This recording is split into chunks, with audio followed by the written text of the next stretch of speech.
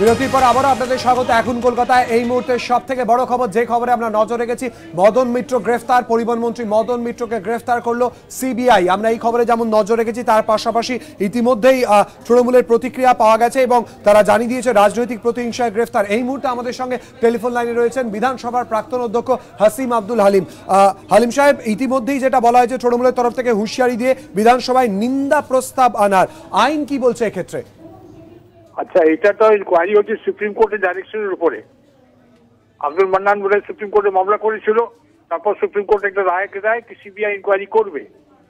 আর তারা বললো আমরা এখন আমার অধীনে রাখছি না, কিন্তু আমরা দেখবো কিরকম করে প্রসিড করে করলে আমার নিজের অধীনে ইনকোয়ারি করাবো। এখন সিবিআই করছে, সুপ্রিম কোর্টের নির্দেশের পরে ইনকোয়ারি করছে একটা ক্রিমিনাল কেস।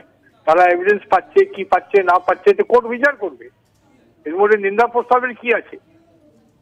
আমি তো বুঝি না, কোন মামলার উপর নিন্দা প্রস্তাব হয়?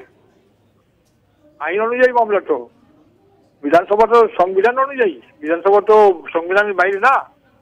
তো সুপ্রিম কোর্টের ডাইরেকশন, সুপ্রিম কোর্টের অর্ডার, কোর্ট বিচার ব্যবস্থা, পুলিশি ব্যবস্থা, এসব তো সমাজের মধ্যে আছে।